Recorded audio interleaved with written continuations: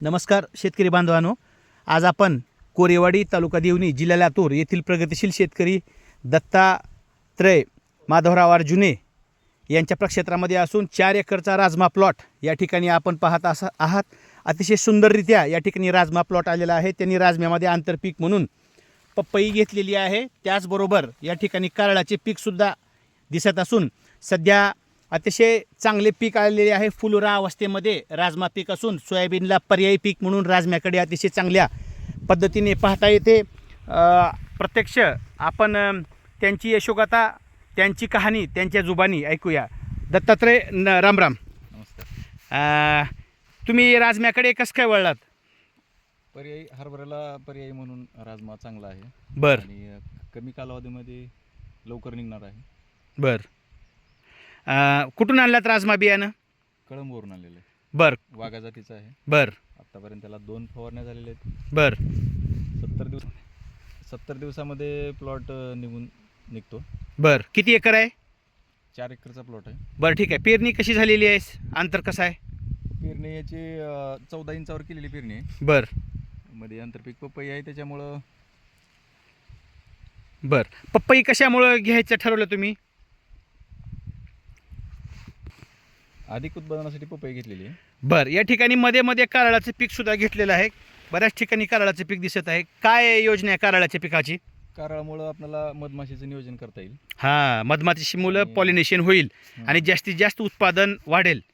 सध्या शेतकरी फवारणीच्या कीटकनाशक फवारणीमुळे सर्वच मधमाशा जवळपास नाहीशा होत आहेत. हा अतिशय चांगला घटक आपण बोललेला आहे की मधमाशी पॉलिनेशनसाठी, उत्पादनासाठी, एकूण उत्पन्नासाठी अतिशय चांगली महत्त्वाची आहे. तर किती दिवस झाले पेरणी करून? आता याला 2 महिने झाले. बरं, किती बियाणं लागलेलं आहे 4 एकरला? 4 एकरला जवळपास 1.5 क्विंटल म्हणजे 150 किलो बियाणं लागलेलं आहे. बरं बरं बरं, अच्छा अच्छा, ठीक आहे. तर फवारण्या वगैरे काही झालेल्या आहेत का सध्या? 2 फवारणी केलेल्या आहेत. कुठल्या फवारण्या केलेल्या आहेत? पहिली फवारणी बुरशीनाशक आणि कीटकनाशकाची केलेली आहे. बरं. दुसरी एक मायक्रोन्यूट्रनची केलेली आहे. बरं, आता सध्या तरी काहीच रोग वगैरे दिसत नाही आहे. नाही, एकदम फ्रेश प्लॉट आहे. किती महिन्याचं पीक आहे? फक्त 70 दिवसामध्ये निघून जातो. वा वा, छान. तर अपेक्षित अंदाजे एकरी उत्पादन काय धरलेलं आहे तुम्ही? 7 ते 8 क्विंटल निघेल अशी अपेक्षा आहे. 7 ते 8 क्विंटल. अच्छा अच्छा, ठीक आहे. तर मग 7 क्विंटल जरी धरलं आपण उत्पादन एकरी, तर जवळपास 4 एकरचा प्लॉट आहे आपला. तर 7 चोक 28 क्विंटल म्हणजे 25 क्विंटल जरी धरलं तरी 4 एकरला भाव काय चालू आहे सध्या आता? 8,000 पासून ते 10,000 भाव चालू आहे. बरं, 8,000 तरी आपण 6,000 धरलं. 25 क्विंटल गुणिले 6,000, 25 सक्क 250 म्हणजे जवळपास 1,75,000 रुपये राजम्याचे होतील. हा तुम्हाला आत्मविश्वास आहे? यापूर्वीही तुम्ही पीक घेतलेलं आहे.